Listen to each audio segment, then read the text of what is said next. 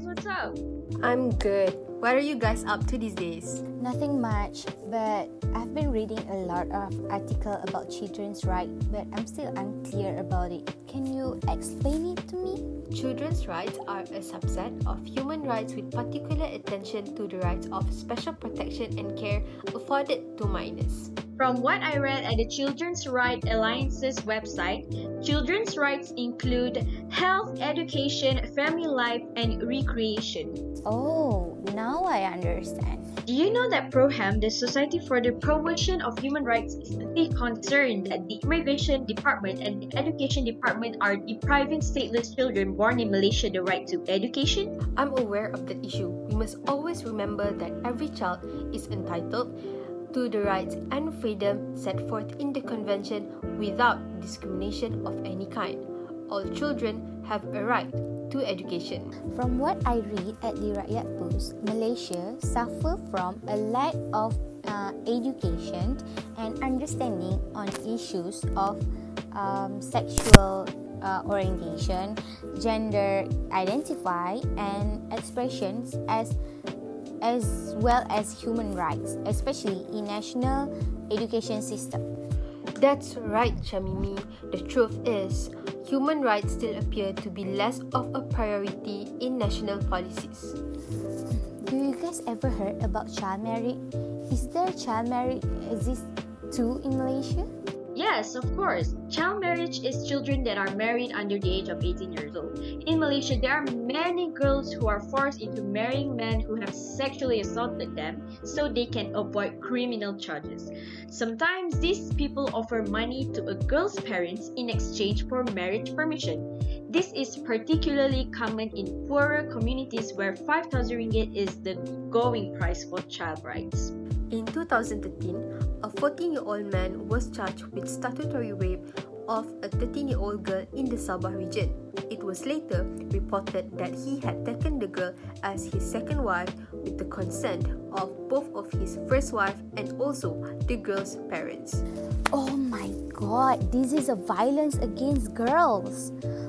I've also heard that it is a traditional attitude where it is a statement made by religious leaders and politicians in support of child marriage risk legitimizing the practice. It is reportedly very easy for young people to obtain permission to marry from Sharia court and chief minister. In 2014, the National Fatwa Council have published a fatwa declaring that child marriage is not obligatory or encouraged, and this practice is not healthy. Also, in April 2016, Malaysia missed an opportunity to ban all marriages under the age of 18, irrespective of faith. The lower house of parliament amended the country's Child Act 2000 without removing the legal exception allowing marriage before 18. 2 years ago, controversy and widespread protests in Malaysia where a 41-year-old man married 11-year-old Thai girl in Gomusang, Kelantan. The newly elected Malaysian government said it was in process of drafting bill and would ban child marriage in the country.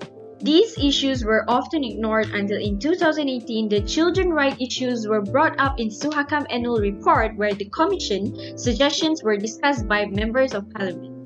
It was reported that the government may implement some of the recommendation, which means that Malaysia is finally taking a good hard look at ourselves on our treatment of children rights. So, what are the steps that government should take on the children's right to education? By carrying out research to make every child visible and increasing the number of schools around remote area, for example, children of Orang Asli and children in East Sabah. Besides that, NGOs like UNICEF can raise funds to help these children and conduct public campaign to change the public perspective and also mindset toward this issue. And what about child marriage? So, Islamic family laws must set the minimum age of marriage at 18 for all, regardless of religions and with no exception.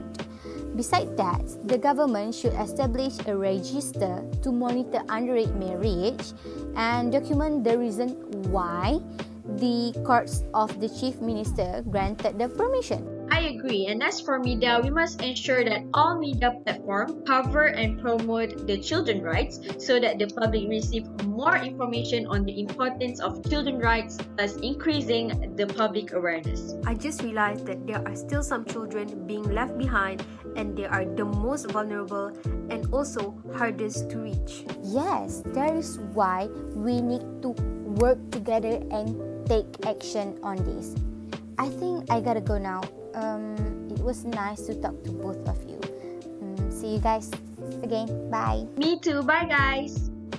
Bye!